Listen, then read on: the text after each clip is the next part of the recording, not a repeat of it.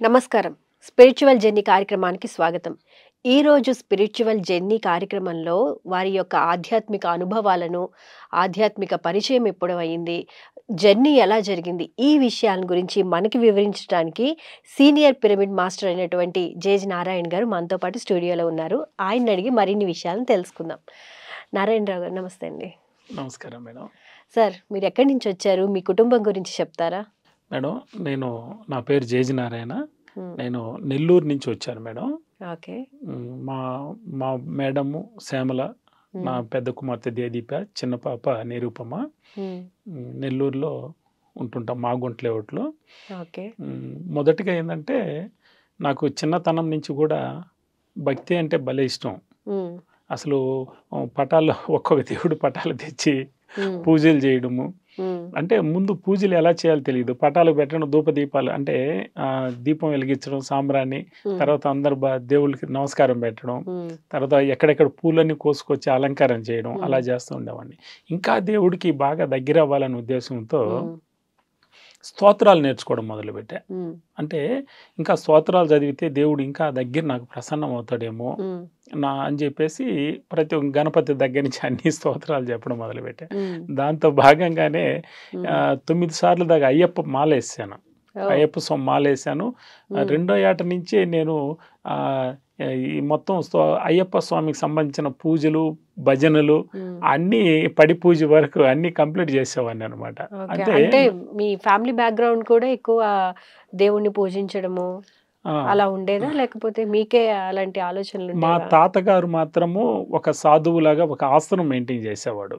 ఆయన నా పేరు జేజి నారాయణ అని పెడితే మా తాతని నాకు వయసు వచ్చిన తర్వాత తిట్టా, ఇంతకంటే మంచి పేరు లేదా, ఏం మహేష్ అని పెట్టరాదా అన్న. అంటే లేదు, ఇది మంచి పేరు, నీకు తర్వాత అర్థం అవుద్దిలే అన్నాడు. తర్వాత మా ఫాదర్ ఏంటంటే పొలిటికల్గా ఉండేవాడు. తర్వాత నేను కూడా మా ఫాదర్ తర్వాత నేను కూడా సర్పంచ్ కావడం, అక్కడి నుంచి ఒక ప్రజలతో బాగా కలిసి ఉండడం, భక్తి మార్గంగా అంటే ఇంకా సోషల్ సేవ కూడా ఎక్కువ చేసేవాడిని. అక్కడి నుంచి అనేక మార్గాల వ్యాపారాలు చాలా చేశాను మేడం. సర్పంచ్గా ఉన్నానంటే కాంట్రాక్టర్లు అయితేనేమి, ఫారెస్ట్ డిపార్ట్మెంట్ కాంట్రాక్టర్లు అయితేనేమి, వైన్ షాపులు అయితేనేమి, ఇంకా అందరికీ ఎవరైనా ఏదైనా చందాలు అడిగితే అది సరైన ధర్మమా అపాత్ర దానమా, సరైన ధర్మం సరికాని ధర్మం కూడా ఆలోచించేది లేదు.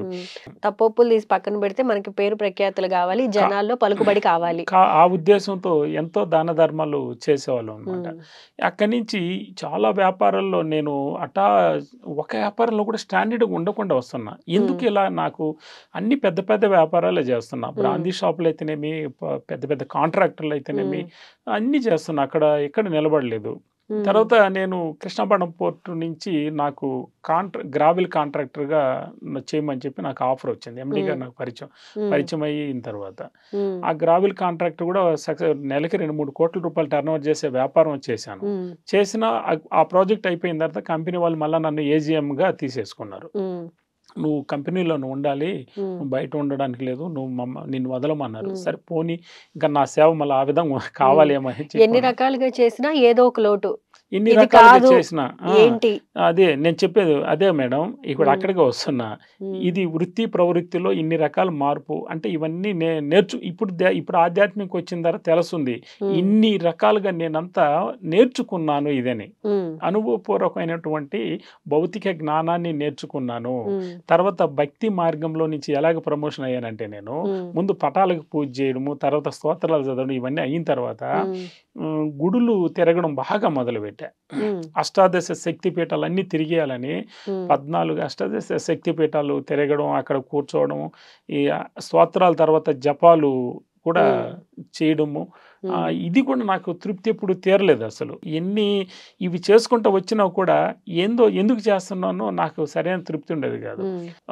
తిరుమల కానీ, షిరిడి కానీ, లేదు ఎన్నో క్షేత్రాలు, పంచరామాలు కానీ ప్రతి సంవత్సరం పోయేవాళ్ళం. ఫ్యామిలీలు 10-20 ఫ్యామిలీలు కలిసి మేము పోతుండేవాళ్ళం. అంటే ఫస్ట్ పూజలు చేయటం స్టార్ట్ చేశారు, తర్వాత స్తోత్రాలు, జపాలు అన్ని స్టార్ట్ చేస్తున్నారు, అయినా కూడా సాటిస్ఫాక్షన్ లేదు. ఎన్ని క్షేత్రాలు తిరిగినా 1-2-3 సార్లు వెంటనే దర్శనం దొరికింది. అబ్బా, నేను కాబట్టి 2-3 సార్లు దర్శనం చేసుకున్నాను అని, విగ్రహాలు దర్శనం చేసుకున్నాను అన్నా కూడా ఏందో చేసుకున్నాను అనిపించేది. వెలితి ఇది కాదు అన్నది మాత్రం నాకు ఎప్పుడు ఇన్నర్లో తపనైతే ఉంటా ఉన్నింది. తర్వాత కృష్ణపట్నం పోర్టులో నేను జాబ్ చేస్తున్నప్పుడు సిఎస్ఆర్ ఫండ్ కింద మాధవ ధ్యాన మందిరం అని చెప్పేసి డెవలప్మెంట్ కింద మేము ఒక ధ్యాన మందిరాన్ని కన్స్ట్రక్షన్ చేయడం జరిగింది. ధ్యానం అప్పటికి మీకు అసలు ధ్యానం గురించి ఏం తెలియదు? అసలు తెలియదు, పత్రిజీ కూడా పరిచయం లేదు నాకు. అసలు ధ్యానం అంటే ఏంటి తెలియదు అసలు. ఆ వర్డ్ ఫస్ట్ అక్కడ అంటే లేదు మేడం, మామూలుగా తెలిసినా మీరు చేయటం లేదు. గౌతమ బుద్ధుడు ఇప్పుడు వీళ్ళ గురించి ఇది స్వామి వివేకానంద ధ్యానం అంటే వీళ్ళు లేదా రమణ మహర్షి ఇంతవరకు తెలుసు నాకు, అంతకంటే పెద్ద తెలియదు. అందుకోసం ధ్యాన మందిరం కన్స్ట్రక్షన్ చేసిన తర్వాత అంతా గౌతమ బుద్ధుడు వాల్ పోస్టులు నేనే సెలక్షన్ చేసి బుద్ధుడు పోస్టులు మాత్రం వేయించా. ధ్యానం అంటే బుద్ధుడే కదా అందరికి గుర్తుకు వచ్చేది, బుద్ధుడే అని చెప్పేసి పోస్టులు మంచి మంచి వేయించాను మందిరం మొత్తం కూడా. ఎప్పుడైతే ధ్యాన మందిరం ఓపెన్ చేశామో మన పిరమిడ్ మాస్టర్స్ వచ్చి అక్కడ కూర్చొని ధ్యానం చేయడం మొదలు పెట్టారు. ఎప్పుడైతే వీళ్ళు చేస్తున్నారో మా మేడం కూడా చెప్పాను, నువ్వు ఇంటి దగ్గర ఖాళీగానే ఉన్నావు కదా, నేను చూసి ఆఫీస్కి వెళ్ళిపోతాను, నువ్వు కూడా ధ్యానం పోయే వాళ్ళతో పాటు చేయొచ్చు కదా నువ్వు అని చెప్పేసి అన్న. మేడం ఇంకా వాళ్ళతో పాటు ధ్యానం చేయడం పోయించిన తర్వాత నాకు చిన్నగా చెప్తా ఉంది, చాలా బాగుంది, నువ్వు కూడా చెయ్యి, నువ్వు కూడా చెయ్యి, నీకేదో ఫస్ట్ పరిచయం ధ్యాన పరిచయం మేడంకి అయ్యింది. నువ్వేదో చేసుకోవాలి అంటున్నాను. సరే ఒకరోజు ఆదివారము ఇంకా నేను ఆ రోజు ఆఫీస్కి పోయే పని లేదు, సరే అందరూ వచ్చి ధ్యానం చేసుకోబోతున్నారు కదా ఇక్కడ ప్రశాంతంగా ఉందని మధ్యాహ్నం లంచ్ చేసి వెళ్ళి ధ్యాన మందిరంలో అదే కూర్చున్నాను. ఒక్కడే కూర్చేసుకుని మిడిల్లో కూర్చున్నాను. మిడిల్లో కూర్చొని సరే ఇలాగ అని చెప్పి కళ్ళు మూసుకున్నాను. కళ్ళు మూసుకుంటే కాసేపటికి నాలో ఒక అద్భుతమైనటువంటి ఏందో ఒక హ్యాపీనెస్ స్టార్ట్ అయిపోయింది. ఎంత తృప్తినెస్ ఉంది, ఇందులో నుంచి బయటకు రాకూడదు, ఎంత బాగుంది అని చెప్పేసి ఇంకా దాంట్లో లీనమైపోతున్నా. చాలా హాయిగా ఉంది, వేరే ఆలోచనలు లేవు, ఏమీ లేవు. అదొక మధురాతిమైనటువంటి ఫీలింగ్ నాలో ఉంటా అలాగే హాయిగా ఉండిపోయాను. అసలు మొదటిసారి మధ్యాహ్నం ఇంచుమించుగా 2 గంటలు అప్పుడు కూర్చున్నాను. కూర్చున్న తర్వాత ఏదో చాలా సమయం కూర్చున్నాను, ఎంత అనేది నాకు తెలియదు. తర్వాత కుర్చీలు అన్ని సర్దుకుంటా చాలా మంది వచ్చి కుర్చీలు సర్దుతా సౌండ్ ఎక్కువ ఉంది. ఎవరు చాలా మంది వచ్చినట్టున్నారు, సరే అని చెప్పి అతి కష్టం మీద బయటకు రావాలని వచ్చాను నేను. యాక్చువల్గా ఇలాగ ఉండిపోతే ఎంత బాగుంటుందని ఉంది లోపల, ఎంతసేపు అయినా ఉండిపోదాం అన్నంత ఫీలింగ్ లో ఉన్నాను నేను. సరే ఈ శబ్దం ఎవరికి మిగతా వాళ్ళకి ఇబ్బంది కలిగకూడదు అని చెప్పి నేను బయటకు వచ్చాను. నా ముందు వంశీకిరణ్ కూర్చున్నారు, వెనకాల ఒక 34 మంది కూర్చున్నారు. సరే నా పేరు జయజనారాయణ అండి, అతను పరిచయం చేసుకున్నాను. నేను మాస్టర్నండి, నేను వైజాగ్ నుంచి వచ్చాను అని చెప్పి అతను నాకు పరిచయం అయ్యాడు. సరే నేను వాళ్ళకి అడ్డంగా ఉన్నాను, కుర్చీ పక్క జరిగి కూర్చున్నాను. ఆయన పుష్ప విలాపం అనేది ఒక స్టోరీ చెప్పాడు. దాంట్లో మాటలో పత్రిజీ సంభాషణ వస్తుంది, పత్రిజీ గురు పత్రిజీ అని. అప్పుడు దాకా తెలియదు నాకు, అసలు మీకు ధ్యానమే పరిచయం లేదు, తెలియదు. ధ్యానం అంటే బుద్ధుడు చేసేది మాత్రమే అనుకున్నాం. కానీ మా మేడం మాత్రం ఎవరో ఒక ఆయన పొడుగు ఆయన ఇటు గెడ్డం వేసుకొచ్చి ఏమి ఎన్ని గుడ్లు అని తిరుగుతావు, అక్కడున్నాడా దేవుడు, ఇక్కడున్నాడా దేవుడు అని ఎవరో ఒక ఆయన వచ్చి పెద్ద ఆయన ముసలి ఆయన వచ్చి నాకు చెప్తా ఉన్నాడు. అప్పుడప్పుడు కల్లోకి వచ్చి కనబడుతున్నాడు, నేను ధ్యానం చేస్తుంటాను. మా మేడం అప్పుడు కూడా పత్రికని చూడలే, మా మేడం కూడా తెలీదు, ఎవరోలే ఏందలే అదంతా ఎందుకు, నీకెందుకు, నువ్వేదో ధ్యానం చేసుకు అంటున్నాను. తర్వాత నేను అప్పుడు ధ్యానంలో మాధుర్యం చూశాను నేను యాక్చువల్గా 2.5 గంట సేపు. అప్పటి నుంచి నేను ధ్యానం చేయడం, ఇద్దరం భార్యాభర్తలు ఇద్దరం పొద్దున్న నిద్రలేసి ధ్యానం చేయడం మొదలు పెట్టాం. ఎంతసేపు చేసేవాళ్ళండి ధ్యానం చేయడం? మొదట గంట మొదలు పెట్టాం. తర్వాత సేతు బాలకృష్ణ సారు సత్యం వైపు ప్రయాణము, ఇంకా ఇన్నర్ జర్నీలు, ఇవి ఒక 41 days క్లాసులు పెట్టాడు. ఇంకా వాటిలో జాయిన్ అయ్యడం మొదలు పెట్టాం. ఒక 1 hour ధ్యానము, 1 hour క్లాసు. నాకు క్లాసు వినడం అంటే ఎక్కువ అక్కడ విన్నాను. తర్వాత పత్రిజీ గురించి నేను ఎప్పుడైతే యూట్యూబ్లో పత్రిజీ ఎవరనేది కొట్టానో చాలా కుంపాలుగా పత్రిజీ గురించి వీడియోస్ అన్ని వచ్చినాయి. అసలు ఆయన చెప్పేది చూస్తే నాకెందుకో మనసుకు హత్తుకోపోతుంది. పత్రిజీ చెప్పేది ఎంత వాస్తవాలు, ఎంత యథార్థాలు చెప్తున్నాడు. మిగతా కనెక్ట్ అవుతుంది.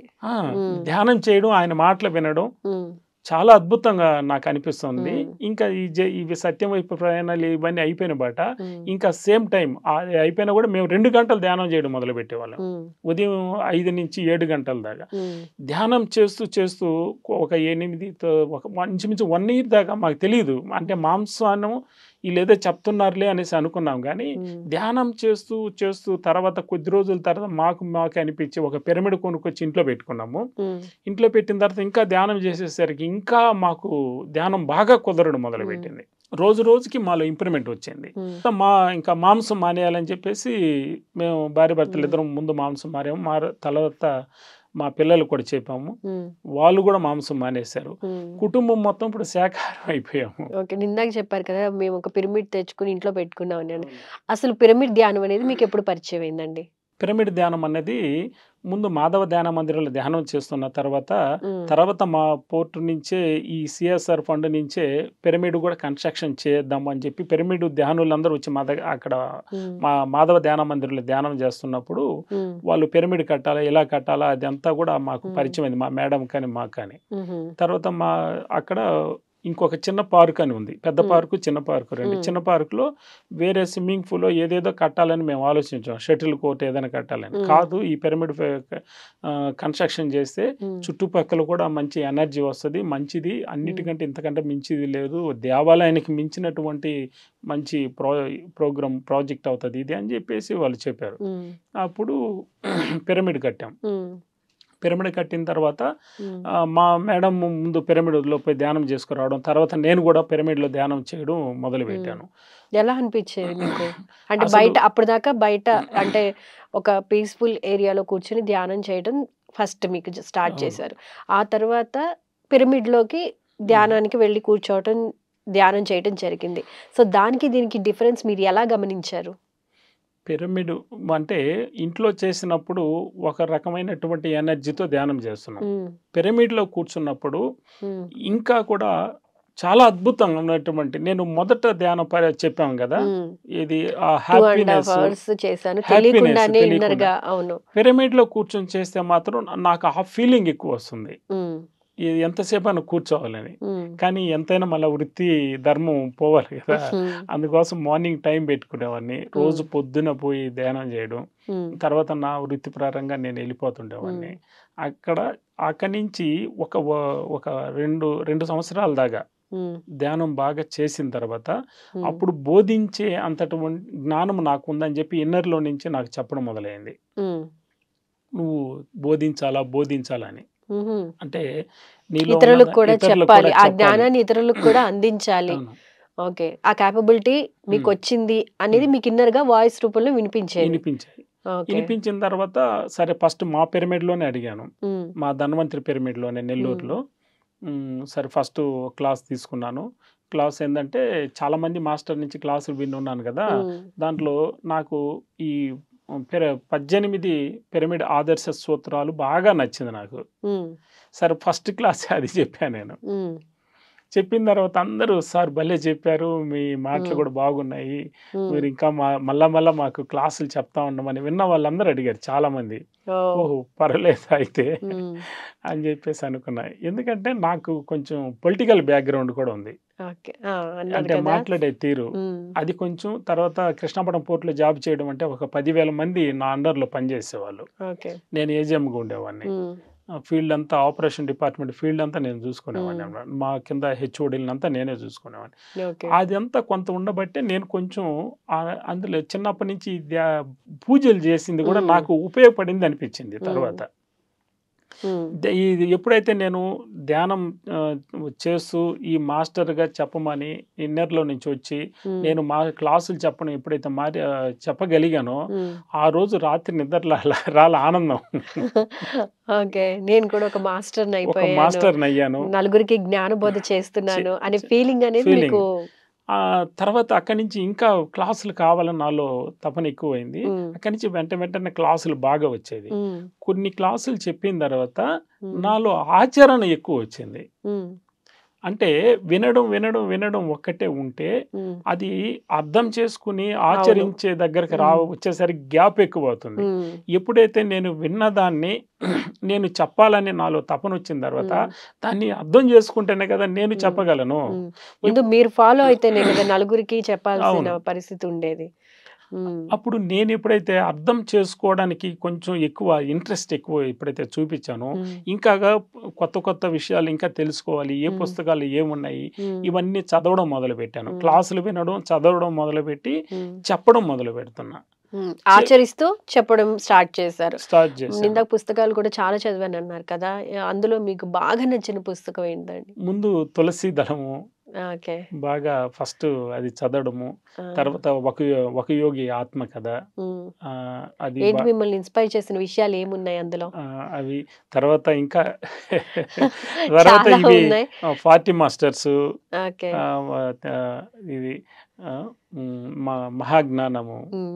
వాటిలోంచి మీరు ఏం గ్రహించారు? మహాజ్ఞానం అయితే చాలా అద్భుతము. ఎందుకంటే నేను పూజల దగ్గర నుంచి వచ్చా. ఏ ఒక దేవుణ్ణి నేను అంటే నేను దేవుణ్ణి దర్శించగలనా, దేవుడి నుంచి ఏదైనా వాక్యాలు నేను తీసుకోగలనా, దేవుడు నాకు ఏదైనా వచ్చి సందేశం ఇస్తాడా అని ఎదురు చూస్తా నేను పూజలు చేసేవాడిని. ఇప్పుడు ఇది ఎప్పుడైతే చదివానో 40 మాస్టర్స్, అసలు రియల్గా వాళ్ళు మనకి సరైనటువంటి జ్ఞానాన్ని అందిస్తున్నారు.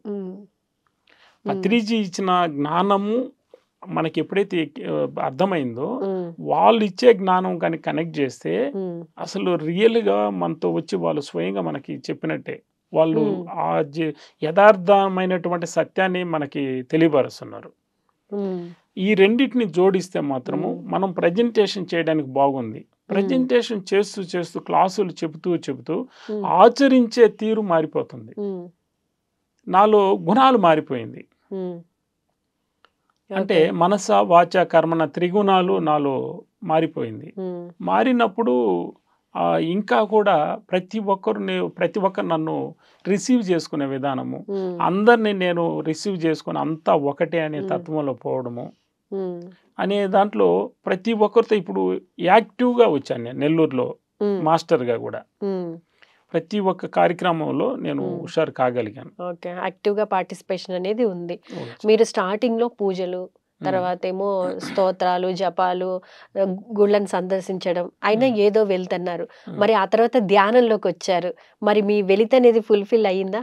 100% మేడం. ఫుల్ఫిల్ అయితేనే నేను ఇంకా సమయం కేటాయించి నేను అందరికీ ఒక సత్యాన్ని నేను తెలుసుకున్న, అంటే అనుభవపూర్వకంగా తెలుసుకున్నది. నేను ఎవరో చెప్పిందో లేదంటే ఎక్కడో చదివిందో కాదు. చదివింది చెప్పింది నేను విన్న తర్వాత నాలో నేను రియల్గా అనుభవం పొందాను కదా. ఇది 10 మందికి పంచాలి. ఈ ధ్యానమే నాకు కావాల్సింది అని మైండ్ సెట్ ని మీరు స్ట్రాంగ్ గా బిలీవ్ చేశారా? చేశాను. ఎందుకంటే ఇందుకోసమే నేను ఇన్ని రకాలుగా వచ్చాను. మొదట పూజలు చేయడం అయితేనేమి, ఇవి స్తోత్రాలు చదవడము, జపాలు చేయడము, ఇవన్నీ చేసిన దొరకని తృప్తి, ఎన్నో గుడులు తిరిగిన దొరకని తృప్తి, ధ్యానంలో కూర్చుంటే ఒక అద్భుతమైనటువంటి ఆనందమైనటువంటి స్థితి, ఈ హాయిని అనుభూతిని చెప్పలేని విధంగా ఒక తృప్తినిస్తుంది. దాంతోపాటు నాలో గుణాలు మారిపోయి నా ప్రవర్తన చూసి ఎలాగుందంటే స్నేహితులు అదే అసలు నేనే అడుగుదాం అనుకుంటున్నాను. ధ్యానానికి ముందు, ధ్యానం తర్వాత ఏంటి, ఎలాంటి మార్పులు వచ్చాయి అసలు? అంటే జేజీ నారాయణ గారు ఎలా ఉండేవారు, ధ్యానం తర్వాత ఎలా ఉన్నారు అసలు? దీంట్లో 3 రకాలు చెప్తాను మేడం. ఫస్ట్ ధ్యానంలోకి రాకముందు ఎలాగా ఉన్నాను, ధ్యానంలోకి వచ్చిన తర్వాత ఒకటి, తర్వాత మళ్ళా దాంట్లో శాకాహార మారక ముందు, శాకాహారిగా మారిన తర్వాత ఎలాంటిది అన్నది, తర్వాత నేను క్లాసులు చెప్పడానికి ముందు క్లాసులు చెప్తూ వస్తున్న దానికి ఎలాంటిది 3 విధాలుగా నేనైతే పురోగతి చెందాను మేడం. ఎందుకంటే క్లాసులు అంటే ఆచరిస్తూ ఒక మాస్టర్ గా క్లాసులు చెప్పాలనే ధోరణి అలవర్చుకున్నారు. ఏదైనా చెప్పడం కాదు, ఆచరిస్తూ ఎదుటి వాళ్ళ జ్ఞానాన్ని ఇవ్వాలి అన్నది కాన్సెప్ట్. ఓకే, అందులో ఫుల్ఫిల్ అయ్యారు. మరి మిగతా రెండు మేడం, ధ్యానంలోకి రాకముందు నాకు అసలు ఏందో చేస్తున్నాను, ఉద్యోగం కాంట్రాక్ట్ ఏదో చేస్తున్నాను, కానీ ఎప్పుడు చికాకు, దేవుడి మీద కోపము. కొన్ని వ్యాపారాలు అయితే నేను సరికాని వ్యాపారాలు కూడా కొన్ని చేశాయి. ఎలాంటిదంటే రొయ్యలు గుంటలు చేస్తున్నా. రొయ్యలు గుంటలు చేసి ఆ రొయ్యలు గుంటలు కొన్ని లక్షలు, ఒక్కొక్క పంటకి 30 లక్షలు 40 లక్షలు లాస్ అయ్యేది. భయంకర లాస్ పోయా. లాస్ పోయాను. సరే ఈ రొయ్యల గుంటలో లాస్ వస్తుంది, నేను రొయ్యలు మేత వ్యాపారం పెడదామని మళ్ళీ వ్యాపారం పెట్టాను. వ్యాపారం పెట్టి అందరికి అప్పులు ఇస్తేనే వ్యాపారం జరిగేది. అది అప్పులు ఇస్తే వసూలు కూడా సరిగ్గా వచ్చేది కాదు. అక్కడి నుంచి కొంచెం ఫైనాన్స్ ట్రగుల్స్ బాగా స్టార్ట్ అయ్యాయి. స్టార్ట్ అయిన తర్వాతనే ఈ పోర్టుకు టోటల్ డుమ్మా కొట్టేశా. ఇది కోట్ల రూపాయలు, అంటే సైడ్ బిజినెస్ ఇది పెట్టుకున్నాను. ఉద్యోగం చేస్తూనే ఇది అడిషనల్గా ఇది చూసుకుంటూ వచ్చా. జీతాన్ని నమ్ముకుంటే ఇది కోట్ల లాస్ అవుతుందని ఉద్యోగం టోటల్గా వదిలేసి వీటి మీద వ్యాపారం మీదకి వచ్చాను. వ్యాపారం మీదకి వచ్చిన తర్వాత ఇంకా ట్రగుల్స్ అక్కడి నుంచి స్టార్ట్ అయింది. అప్పటి నుంచి నాకు అసలు ధ్యానంలోకి రావడానికి కారణం ఏంటంటే ఈ కొంత ఇబ్బందికరమైనటువంటి ఆర్థికంగా సమస్య, ఆలోచనలు ఎక్కువ వచ్చేసి ఇంకా అక్కడి నుంచి నాకు అనారోగ్యం కూడా పాడైపోద్ది అనే స్థితిలోకి వెళ్ళిపోయిన తర్వాత సరైన సమయంలో నాకు ధ్యానం పరిచయం అయింది. ధ్యానం పరిచయం అయిన తర్వాత ధ్యానం నుంచి ఈ జ్ఞానం నేర్చుకున్నాను. ఈ రెండు ఎప్పుడైతే బ్యాలెన్స్ చేసుకున్నానో ఇవన్నీ కూడా నాకు ఇవన్నీ నాకు ఏదో నేర్పించడానికే ఇంత జరిగింది కాబట్టి వీటిలో నుంచి నేను నేర్చుకుని అధిగమిస్తాను అన్నది మొదటగా ధైర్యం వచ్చింది. ఇప్పుడు వాటిని అధిగమించి ఇప్పుడు హ్యాపీనెస్ గా నేను ఇంత సమస్యల నుంచి బయటపడిందని నేను చెప్పగలుగుతున్నాను. ఎందుకంటే ధ్యానంలోకి వచ్చి నేను క్లాసులు చెప్పేటప్పుడు చాలా మంది నుంచి నాకు ఎదురయ్యే ప్రశ్నలు ఏంటంటే, ధ్యానం చేస్తే ఏమొస్తుంది సార్ అంటారు. ముందు ఫస్ట్ మానసిక ప్రశాంతత, తర్వాత ఆరోగ్యం, సంపూర్ణ ఆరోగ్యం వచ్చేస్తుంది. తర్వాత ఏంటంటే ఫైనాన్షియల్ సమస్యల నుంచి అది మనకి నేర్పించే పాఠం నుంచి నేర్చుకుని అధిగమించడానికి కోసం ఇది ఒక మార్గం అన్నది తెలుస్తుంది. తర్వాత ఆధ్యాత్మిక రాకముందు భక్తిలో ఉన్నప్పుడు ఎంతో మంది ఇదొక జ్ఞానము, ఇదొక వాస్తవం అని చెప్పి ఎన్నో ప్రవచనాలు చెప్తుంటారు. అసత్య వాక్యాలు చాలా ఎక్కువ చెప్తారు. కానీ ఆధ్యాత్మికం వచ్చినప్పుడు సత్య జ్ఞానము ఎక్కడ ఉందంటే ఈ యొక్క ధ్యానము ఆధ్యాత్మిక మార్గంలోకి వచ్చినప్పుడు మాత్రమే సరైన సత్య జ్ఞానాన్ని తెలుసుకుని పాటిస్తున్నాము, ఆచరించే స్థితిలో ఉన్నాము అన్నది రియాలిటీ తెలుసుకున్నాం. మామూలుగా చాలా మంది ధ్యానం అంటే ఒక ప్లేస్ లో కళ్ళు మూసుకుని కూర్చుంటే చాలు అదే ధ్యానం అనే వాళ్ళకి పిరమిడ్ లో ధ్యానం చేస్తే ఇలా ఉంటుంది, ఎంత ఉపయోగాలు ఉంటాయి, లేకపోతే పాజిటివ్ ఎనర్జీ ఎంత అనేది గెయిన్ చేయొచ్చు, సో దానికి దీనికి డిఫరెన్స్ ఉంది అని మీ మాటల్లో ఎలా చెప్తారు? ధ్యానం అంటే ఎక్కడైనా చేయొచ్చు, దాంట్లో కూర్చుని చేస్తేనే ధ్యానం అంటారా అనే వాళ్ళకి మీరు ఇచ్చే సమాధానం ఏంటి? మేడం, ఇప్పుడు ఒక ఖనిజ జాతిలో జీవం ఉంటుంది, లేదంటే వృక్ష జాతంలో ఉంది, జంతు జాతిలో ఉంది, మానవ జాతిలో ఉంది. ఒక ఖనిజ జాతాన్ని శిల్పాన్ని చెక్కి ప్రాణప్రతిష్ఠ అని చెప్పి ఒక గర్భగుడిలో ప్రాణప్రతిష్ఠ చేస్తే అక్కడ దేవుడు ఉన్నాడని నమ్ముతున్నారు కదా. గర్భగుడి అన్నది ఒక చదరపు ఆకారంలో ఒక ఒక గోపురం, అది ఒక 52 degrees నిర్మిస్తారు. ఈ పిరమిడ్ అనేది కూడా ఒక ఖనిజ జాతికే, ఒక గర్భగుడిలో ఉన్న ఖనిజ జాతికే ఎనర్జీ రిసీవ్ చేసుకొని భక్తులకి కోరికలు తీరుస్తుంది. అలాంటప్పుడు అదే గర్భగుడిలో అసలైనటువంటి భగవంతులు మనమే అదే గర్భగుడిలో కూర్చుని మనమే దేవుళ్ళు. మేము వాస్తవంగా ఆ దైవత్వంతో ధ్యానం చేసి సరైన సంకల్పాలు, సరైన దృక్పథంతో గాని మనము చేస్తే ఎంత అద్భుతమైన ఫలితం ఉందో అవి తెలిసిన వాళ్ళు అనుభవించి అనుభవపూర్వకంగా చెప్పే మాటలు తీసుకోవాలి. మేము అనుభవించాం కాబట్టి మేము చెప్తున్నాం. ఒక్క విగ్రహం ఉంటేనే ఒక ఎనర్జీ ఉంది. ఇలాంటిది కొన్ని వందల మంది అదే గర్భగుడిలో మండపం నుంచి వెళ్ళిపోతుంటాం. మామూలుగా భక్తి మార్గంలో ఆధ్యాత్మికమైనటువంటి ఒక గర్భగుడి 4 చదరపు ఆకారం, ఒక పిరమిడ్ అనే ఒక వ్యవస్థ గర్భగుడిలో దేవుళ్ళందరూ కానీ కూర్చుని ధ్యానం చేస్తే కుండపోతవలే ఎనర్జీ వస్తుంది. వస్తుంది, అది స్వీకరించి ఆ అద్భుతమే వేరు. అందుకోసము పిరమిడ్ అనేది ఒక ఎనర్జీ ప్లేస్ అనడానికి 100% వాస్తవం. అది ఖచ్చితంగా తేడా ఉందంటారు. బయట చేసే ధ్యానానికి పిరమిడ్ లో చేసే ధ్యానానికి 100% తేడా ఉంది అంటారు.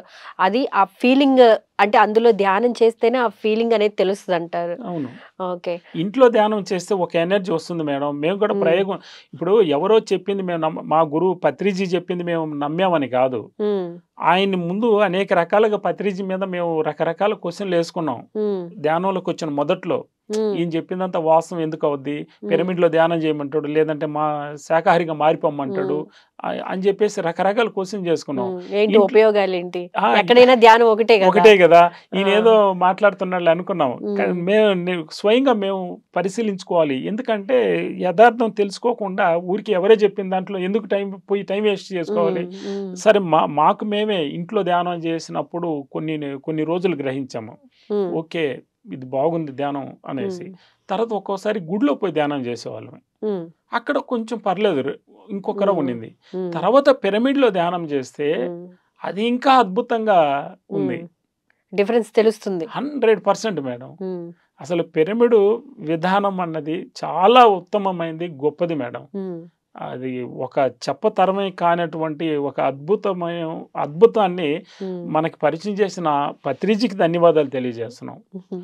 అసలు అంత మహానుభావుడు మనతో ఉండి అలాంటి పరిచయం చేసి మనకి అనుభవించమని, శీఘ్రంగా ఎన్లైన్మెంట్ కామని, సత్య జ్ఞానంలో జీవించమని, మిత్రధర్మంతో ఉండమని, అందరూ సమానమేనని, ఎంత అద్భుతమైనటువంటి నాలెడ్జ్, ఎన్ని సూత్రాలు ఇచ్చాడు.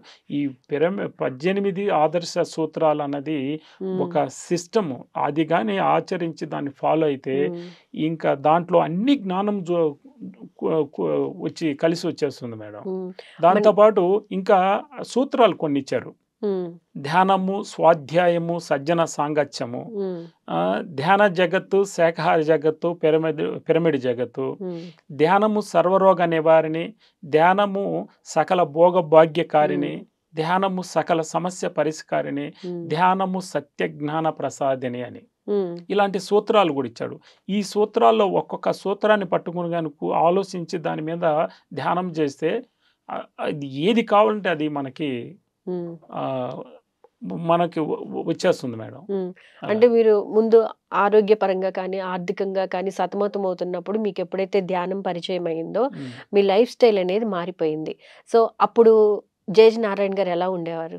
ముందు ప్రశాంతంగా ఉండేవారా, లేకపోతే అప్పుడు కూడా కొంచెం చిరాకులు అలాంటివి ఉండేవా మేడం? ఎంత నేను డబ్బులు టర్నోవర్గా చేసేటప్పుడు కూడా నెలకి 2-3 కోట్లు గ్రావిల్ కాంట్రాక్ట్ టర్నోవర్ చేసినా కూడా చికాకు అది మనశ్శాంతి ఉండేది కాదు. ఆ మనశ్శాంతి కోసం గుడులు గోపురాలు చుట్టూ తిరుగుతుండేవని, తిరిగిన ఏదో తృప్తి చూసాము 1 నిమిషం 10 నిమిషాలు, తర్వాత ఇంటికి వస్తే మళ్ళీ యథాతథంగా ఉండేది. అసలు హ్యాపీనెస్ ఫీలింగ్ ఏం మారేది కాదు. ఆధ్యాత్మికంగా వచ్చిన తర్వాత, అంటే ఫైనాన్షియల్గా ఇబ్బంది పడిన తర్వాత ఆధ్యాత్మిక వచ్చాను. వచ్చిన తర్వాత నుంచి అసలు దీంట్లో నుంచి మార్పు రియల్ మార్పు చెందాను కాబట్టి ఇప్పుడు హ్యాపీనెస్ ఉంది. నేనంటే ఏంటి అనేది ఎప్పుడైనా క్వశ్చన్ వచ్చిందా మీకు? ఖచ్చితంగా. నేను అసలు అక్కడి నుంచే కదా నేను ఎవరు అన్నది నేను క్వశ్చన్ చేసుకున్నాను. ఆధ్యాత్మిక పరిచయం అయినప్పుడే నేను ఎవరు, అసలు ఎందుకు జన్మ తీసుకున్నాను, ఇప్పుడు నేను ఈ జన్మ తీసుకున్నటువంటి కారణం ఏంటి, నేను ఏం చేయాలి అనే దాని మీద నేను మొత్తం నన్ను నేను విమర్శనాత్మకంగా విశ్లేషణ చేసుకుని అర్థం చేసుకుంటున్నా. ఫస్ట్ అర్థం చేసుకుని నేను చేయబోయే కార్యాన్ని, ఇంతటి అద్భుతమైనటువంటి సత్యాన్ని నేను అందరికీ తెలియపరచాలని ధర్మంగా నేను ఇప్పుడు పనిచేస్తున్నాను మేడం. ఓకే, మీ ధ్యాన అనుభవాలు చెప్పండి, మీకు బాగా గుర్తున్న ధ్యాన అనుభవాలు. ధ్యాన అనుభవాలు మొదటగా నేను ధ్యానంలోకి వచ్చి క్లాసులు చెప్పేటప్పుడు కూడా ఏదైనా ఒక గుడులు ముందు బాగా తిరిగాను, మండపం నుంచి వచ్చాను కదా, నన్ను ఎప్పుడు ఏ గర్భగుడిలోకి నేను పోలేకపోయాను అని చెప్పేసి, ఎందుకు పోకూడదు గర్భగుడిలోకి అని చెప్పి నేను ధ్యానంలో కూర్చున్నా. నేరుగా శివుడు కాళహస్త్రి శివాలయం లోపల గర్భగుడిలోకి తీసుకోపోయి నిజరూప దర్శనాన్ని చూపించాడు. గర్భగుడిలోకి అసలు మనం పోం కదా, ఎవరో పూజారులు వాళ్ళు వృత్తి ధర్మంలో వాళ్ళు మాత్రం ఉంటారు. మనం మండపం నుంచే కదా వచ్చేస్తాము, గర్భగుడిలోకి ప్రవేశం లేదు కదా.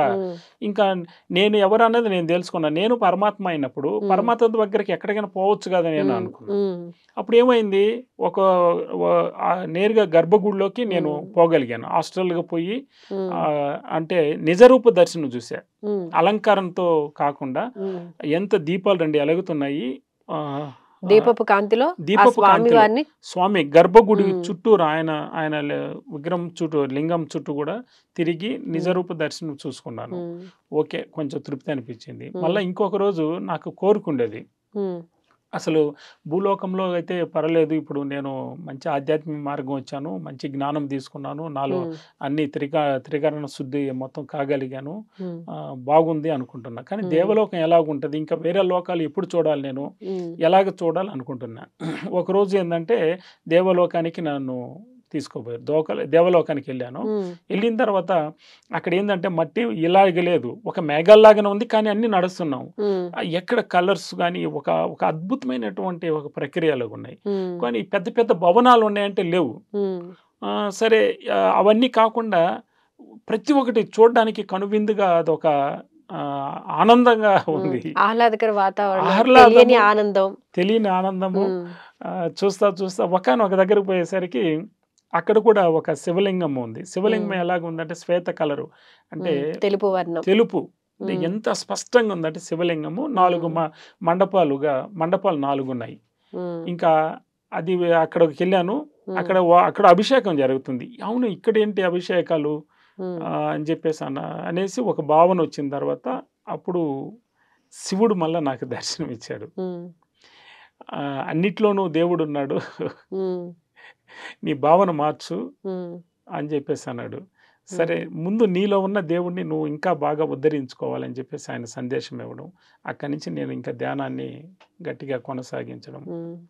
జేజీ నారాయణ గారు, సూక్ష్మ శరీర ధ్యానం అంటే ఏంటండి? సూక్ష్మ శరీర ధ్యానం అంటే ధ్యానంలోకి వచ్చి జ్ఞానము ముందు ధ్యానం చేయాలి. ఉమ్, ధ్యానం చేసి జ్ఞానం రావాలి. ఉమ్, ఒట్టి జ్ఞానం చేస్తున్నంత మాత్రాన ఎనర్జీ మాత్రం వస్తుంది, కానీ జ్ఞానం పెరగదు. ఉమ్, ఆధ్యాత్మిక జ్ఞానం ఈ రెండు జోడైన తర్వాత ఉమ్, మనకి నెక్స్ట్ వచ్చే క్వశ్చన్ ఏంటంటే సూక్ష్మ శరీర యానం చేయాలని ఒక కోరిక వస్తుంది. ఉమ్, ఆ సూక్ష్మ శరీర యానం కూడా మనము ఏదేది చూడాలో, ఏది కావాలని మనలో ఒక తపనైతే మనలో ఉంటుందో ఉమ్, అది చూడాలనే ఉంటే మాత్రము హాస్టల్ ట్రావెల్ చేస్తాం. ఉమ్, ప్రతి ఒక్క దానికి ఊరికే షికార్లు కొట్టడానికి అయితే పోము. ఉమ్. మనం ఏదైతే బలంగా బలంగా చూడాలని కానీ లేకపోతే బలంగా విశ్వసిస్తామో అది దాన్ని చేరుకోవాలి అని అంటే గనక సూక్ష్మ శరీర ధ్యానం అనేది సహకరిస్తుంది అంటారు. సహకరిస్తుంది. సో మరి టెలిపతి దీని గురించి చెప్పండి. టెలిపతి అయితే ప్రతి నిత్యం వైఫై లాగా మన చుట్టే ఉంటుంది మేడం. ఓకే. ఏదైతే మనం ఏదైనా అనుకున్నాం అనుకో, ఉమ్, ఇంట్లో ఏం చేస్తున్నారు అనుకుంటే కొంచెం ధ్యాస పెడితే ఇంట్లో నుంచి ఫోన్ రావడం, ఉమ్, మనం వచ్చేస్తుంది. ఓకే. లేదు, ఎవరైనా స్నేహితుని కలవాలనుకుంటే ఆ స్నేహితుడు అప్పుడే వచ్చి కనబడడం. ఉమ్, లేదు, ఇంకొకటి ఏదైనా అవసరం పడింది, ఉమ్, ఈరోజు ఒక కార్యక్రమం చేస్తున్నాం, ఉమ్, దీనికి ఏదో ఒక లోటు ఉంది, అది అప్పటికప్పుడు సమకూరదు అనుకుంటే ఆ వెంటనే ఏదో నేనున్నాను అంట. మన మనసులో ఏదైతే థాట్ రైజ్ అయిందో ఉమ్. దానికి రిలేటెడ్ గా అన్ని జరిగిపోతుంది. జరిగిపోతుంది. అంటే థాట్ పవర్, మనం అంటే టెలిపతి అంటే థాట్ పవర్. మనకి కావాల్సింది ఏదైనా ఉంటే మాత్రము అది ఎవరికి ఎలాగ అందుతుందో తెలియదు, కానీ ఆ సమయానికి వచ్చి మనం అందుకోగలుగుతున్నాం. దానికి ధన్యవాదాలు చెప్తున్నాం. ఎందుకంటే ఒక అనుభవాలు వచ్చేసినాయి ఇది నాకు. కూడా ధ్యానం వల్లే సాధ్యం. ధ్యానం వల్ల కాకపోతే ఇది మామూలుగా అయితే సాధ్యం కాదు మేడం. ధ్యానం వల్ల సాధ్యము. ధ్యానం ద్వారా జ్ఞానం ఉంటుంది. జ్ఞానం ఉంటే ఏమవుతుందంటే దాన గుణంలో కొంత వస్తాము. దానమే ధర్మము లెక్క వస్తుంది. ధర్మమే పుణ్యం అవుతుంది. పుణ్యము మోక్షానికి వెళ్ళిపోవడానికి ఇదే మెయిన్ మెట్లు. ఏ పాటికి ఈ ధ్యానము ఆధ్యాత్మిక జ్ఞానము ఉంటేనే దానము అనేది మనలో ఉంటుంది. సూక్ష్మ శరీర ధ్యానం వల్ల మీరు ఏ ఏ లోకాలకు వెళ్ళొచ్చారండి? మేడం, భౌతికంగా ఏదైనా గుడులు, నాకు ఎక్కువ ఏంటంటే గుడులు చిన్నప్పటి నుంచి ఫస్ట్ తిరిగి అలవాటు కాబట్టి గుడులు ఏదైనా చూడాలంటే నిజరూప దర్శనాలు, గుడులకి వెళ్ళి చూడడము ముఖ్యంగా చేస్తాను. తర్వాత నాకు దేవలోకం చూడాలని ఉంది. దేవలోకం పోయి వచ్చాను. మళ్ళా కూడా ఇంకా లోకాలు చూడాలంటే చూస్తాను, కానీ అవసరమైతేనే. ఇప్పుడు ప్రస్తుతానికి సాధన ప్రచార ధర్మం మీద బాగా ఫోకస్ పెట్టున్నాను. ఓకే. అయితే మీ ధ్యాన ప్రచారం గురించి చెప్పండి. ఎలా జరుగుతోంది? ఏ ఏ ప్లేసెస్కి వెళ్ళారు? ఎలా కండక్ట్ చేస్తున్నారు? ధ్యాన ప్రచారం మేడం మొదట్లో 1 గంట 2 గంటలు క్లాసులు మొదలు పెట్టేవాడిని. ఉమ్, తర్వాత అది కాస్త ఎప్పుడైతే నాలో ఏదైతే పంచితే పెంచబడుతుందని పత్రిజీ గారు చెప్పారో ఉమ్, దాన్ని నేను పంచే కొద్దీ ఇంకా పెంచి పెంచి అరపూట క్లాసుల నుంచి మళ్ళీ ఇప్పుడు 1 డే క్లాసులు ఎక్కువ తీసుకుంటున్నా. ఓ, 1 డే క్లాసులు ఇప్పుడు ఎక్కువగా పక్క అన్ని ఒంగోలు జిల్లాకి వెళ్ళి చెప్పడం, ఒంగోలుకి వెళ్ళి చెప్పడం, నెల్లూరు ఉమ్. ఇంకా చుట్టుపక్కల అన్ని చోట్లకి వెళ్ళి 1 డే క్లాసులు ఎక్కువైతే చెప్తున్నా ఇప్పుడు. చుట్టుపక్కల గ్రామాలకు వెళ్ళి చెప్పొస్తున్నారు. అవును. సో మరి రిజల్ట్ ఎలా ఉంటుందండి? రిజల్ట్ వాళ్ళలో మనం నాలో ఉన్న జ్ఞానాన్ని పంచిన తర్వాత నా అంటే కాదు అంత పరమాత్మ పత్రిజీ ఇచ్చిన జ్ఞానము ఆత్మ పరమాత్మ అన్ని ఒకటే, ఆత్మ మనమే. పరమాత్మ ఒకటే. ఓకే. నేనని కాదు, భౌతికంగా నేను వెళ్ళి చెప్తున్నాను ఒకటే. కానీ నిజం చెప్పాలంటే మేడం, ఏదో తెలియని ఊరికి వెళ్తాను, క్లాస్కి రమ్మని పిలుస్తున్నారు, ఉమ్, తెలియని ఊరికి వెళ్తాను. ఉమ్, ఆ ఊరికి వెళ్ళిన తర్వాత నేను ఒకటే చెప్తాను, నేను ధ్యానంలో అందరిని ఫస్ట్ ధ్యానంలో కూర్చోబెడతాను, నేను కూడా ధ్యానం చేస్తాను. వీళ్ళకి ఏం అవసరమో నన్ను ఈరోజు క్లాస్కి పిలిచారు, ఉమ్, వీళ్ళకి ఏ జ్ఞానం అందాలో ఉమ్, నేను భౌతికంగా నేను చెప్పేవాడిని. ఉమ్, సూత్రధారివి నువ్వు, ఉమ్, పాతదారిని నేనని పత్రిజీకి వదిలేస్తా.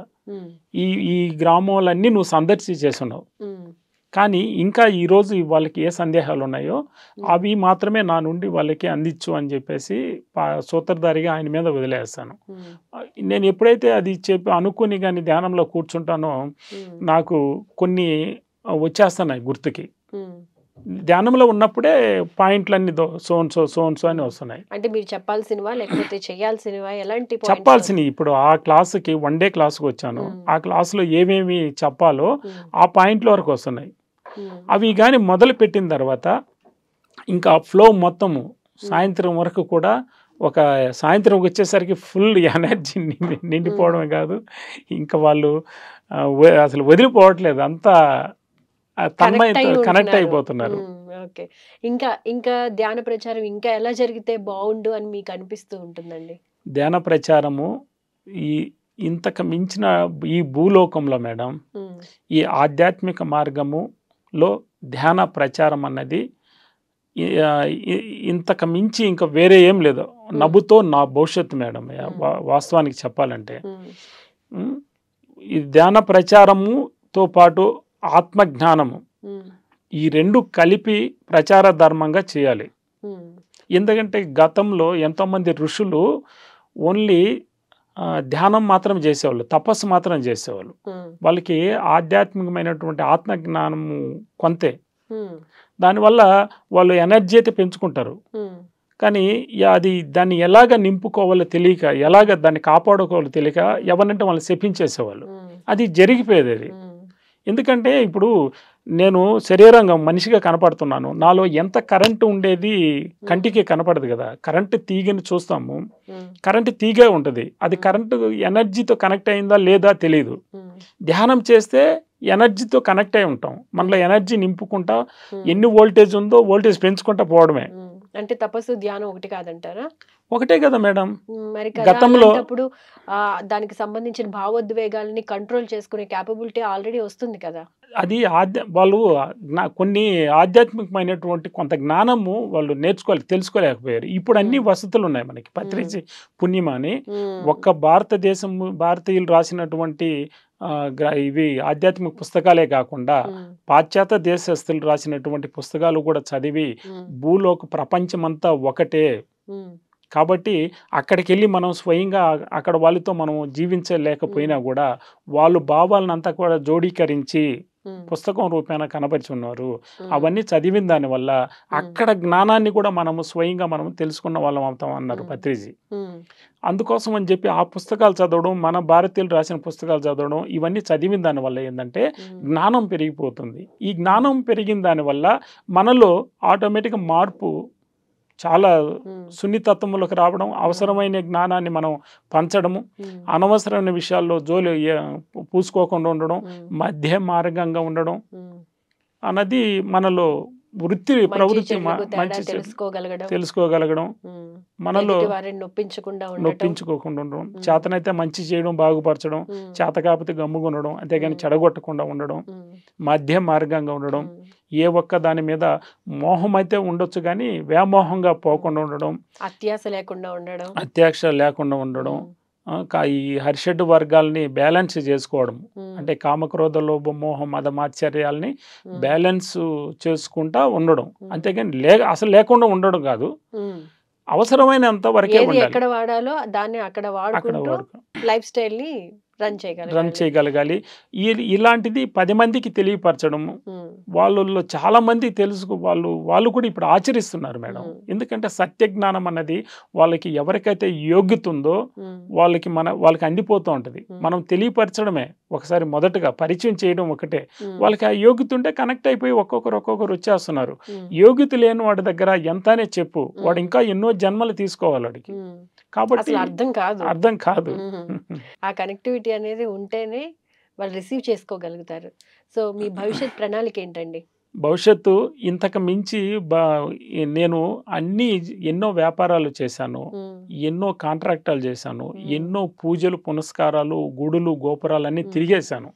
ఎక్కడ తిరిగినా దొరకని మహా అద్భుతమైనటువంటి అసలు సిసలైన ప్రతి ఒక్క మనిషి మాధవుడుగా రావడం, మాధవుడి నుంచి మహనీయుడుగా ఎదగడం అన్నది ఈ ఒక ఆధ్యాత్మిక మార్గము. కాబట్టి ఉమ్, ఇందులో ఎలాంటి స్వార్థము, కోరిక, ఉమ్, గర్వము, ఈ ఉమ్, హర్షడ్ వర్గాలను బ్యాలెన్స్ చేసుకుని ఉమ్, ఈ మనం ఏదైతే తెలుసుకున్న సత్య జ్ఞానాన్ని 10 మందికి పంచడం వల్ల ఉమ్, ఎంత అద్భుతమైన వాళ్ళలో నుంచి ఆ ఆప్యాయత, ప్రేమ ఉమ్, ఏదైతే పొందుతున్నామో ఇది శాశ్వతంగా జీవితకాలం మొత్తం కూడా ఉమ్. ఈ ఆధ్యాత్మిక సేవా పరంగా నేను జీవితం కంటిన్యూ చేద్దామని చెప్పేసి అనుకుంటున్నాను మేడం. ఆ జ్ఞానాన్ని ఇతరులకి పంచాలి. పంచాలి. అంటే మనం తీసుకోవడమే కాకుండా మనం తెలుసుకున్న జ్ఞానాన్ని ఉమ్. నలుగురికి స్ప్రెడ్ చేయాలి. అవును. దానివల్ల వాళ్ళలో మార్పు రావాలి, శాకాహారులు కావాలి. అవును. సో ఇవన్నీ సాధ్యం అవ్వాలి. ఇదే మీ అవ్వాలి. భవిష్యత్ ప్రణాళిక. ఖచ్చితంగా అదే. రైట్. చాలా థ్యాంక్ యూ జేజీ నారాయణ గారు. చాలా చక్కగా అంటే మీ స్పిరిచువల్ జర్నీ ఏ విధంగా ఉంది, అంటే మీ జ్ఞాన అనుభవాలు, ధ్యాన అనుభవాలు, మీరు ఏ విధంగా అంటే ధ్యానానికి ముందెలా ఉన్నారు, తర్వాత ఎలా ఉన్నారు, మీ జీవితంలో వచ్చిన మార్పులేంటి, ధ్యానం వల్ల ఏ ఉపయోగాలు మీ జీవితంలో చోటు చేసుకున్నాయి. సో జనరల్‌గా ఎదుటి వాళ్ళకి ఎటువంటి జ్ఞాన సందేశాన్ని మీరు ఇస్తూ ఉంటారు. ఈ విషయాలన్నీ మా స్టూడియోకొచ్చి వివరించినందుకు ధన్యవాదాలండి. Thank you madam. చూశారు కదండీ జేజీ నారాయణ గారి యొక్క స్పిరిచువల్ జర్నీ విశేషాలు. మరో ఎపిసోడ్‌లో మళ్ళీ కలుసుకుందాం. అంతవరకు సెలవు. నమస్కారం.